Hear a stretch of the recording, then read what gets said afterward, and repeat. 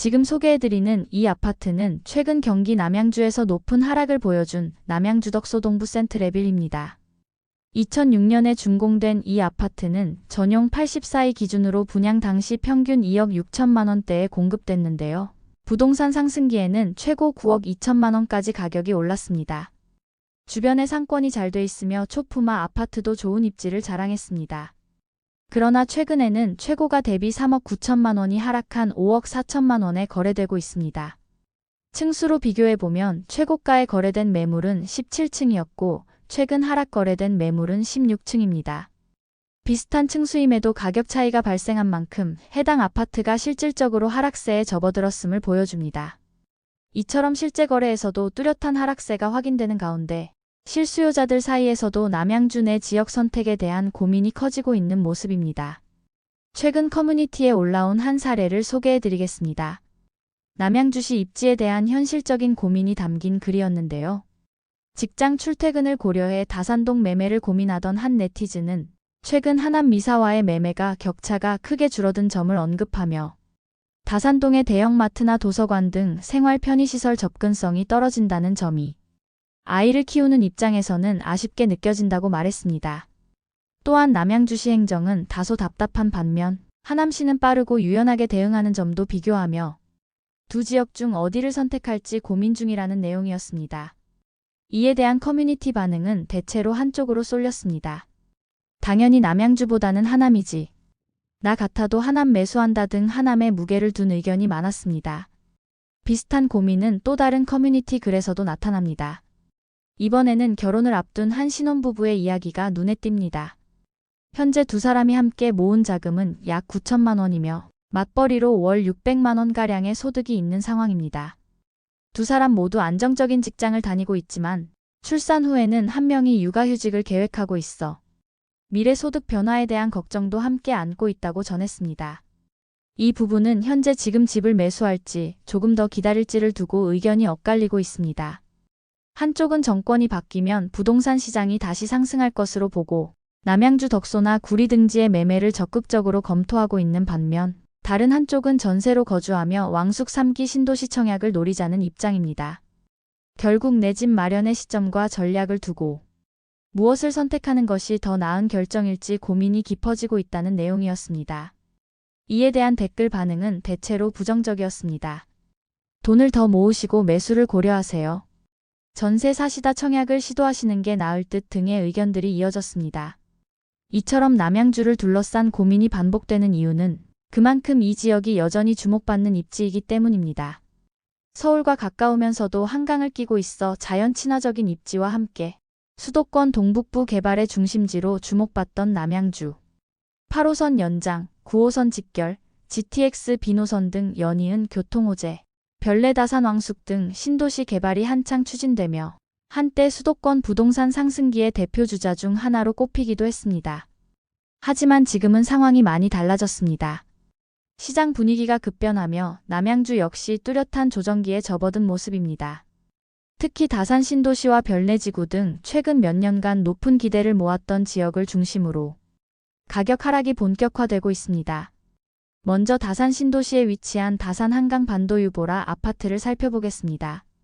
2019년 입주한 이 단지는 왕숙천 인근에 위치하고 서울 접근성과 다산 지금지구의 생활 인프라를 함께 누릴 수 있어 큰 인기를 끌었습니다. 전용 84이 기준 분양 당시 평균가는 약 3억 5천만 원대였습니다. 이후 2021년 시장 고점에는 무려 11억 3천만 원에 거래되며 다산 신도시를 대표하는 랜드마크 단지로 부상했습니다. 2025년 초 현재는 7억 5천만 원에서 8억 원 사이로 거래가 이루어지고 있습니다. 고점 대비 약 4억 원 안팎 하락한 것입니다. 또 다른 사례로는 별내지구의 별내 아이파크 2차를 들 수 있습니다. 이 단지 역시 전용 84이 기준으로 2021년에는 9억 원에 거래됐으나 2025년 현재는 7억 3천만 원에서 7억 9천만 원 선으로 조정된 상황입니다. 약 1억에서 1억 7천만 원 하락한 셈이며 과거 상승분 중 일부가 반납된 것으로 볼 수 있습니다. 하락의 원인은 뚜렷합니다. 첫째, 과잉 공급입니다.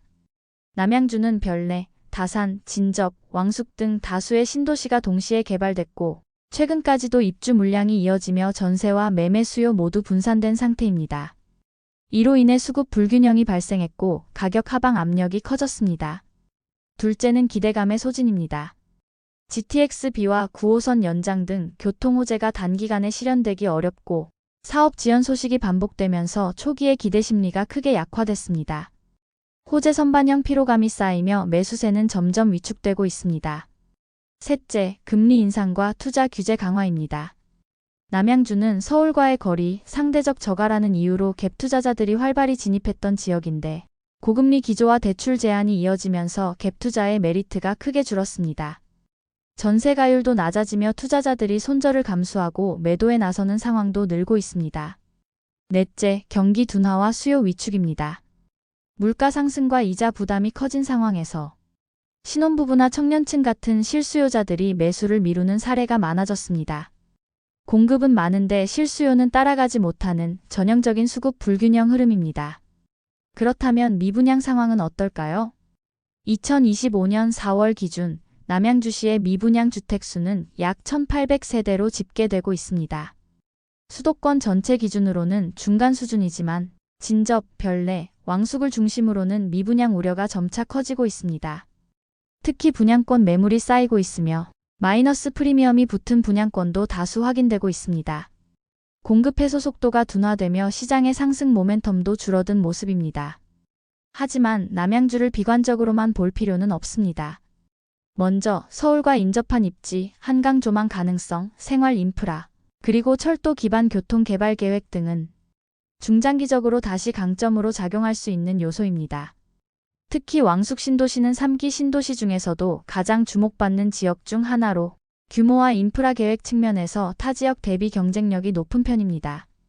향후 입주와 인프라 가시화에 따라 재평가 가능성도 존재합니다. 또한 2024년 하반기부터 전세 수요 회복세가 일부 지역에서 감지되고 있습니다. 전세 가율 상승이 매매 전환을 자극하는 신호가 될 수 있다는 점에서 시장의 중요한 변곡점이 될 수도 있습니다. 이는 과거 2015년부터 2016년의 상승장 초기 흐름과 유사한 부분입니다. 결론적으로 남양주는 현재 조정기 중심에 있는 지역입니다.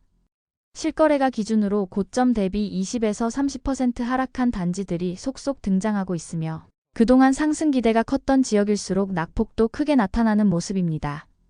그러나 실거주 관점에서 본다면 지금은 오히려 입지와 상품성을 기준으로 저가 매수를 고민해 볼 수 있는 시기입니다. 입주 5년 이내 신축, 역세권, 우수학군 등 기본기가 탄탄한 단지 중심으로 전략적인 접근이 필요하겠습니다. 오늘도 끝까지 시청해 주셔서 감사합니다.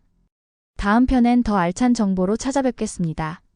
모두 부자 되시는 그날까지 좋은 정보 전달드리겠습니다. 도움되셨다면 구독과 좋아요 부탁드립니다. 감사합니다.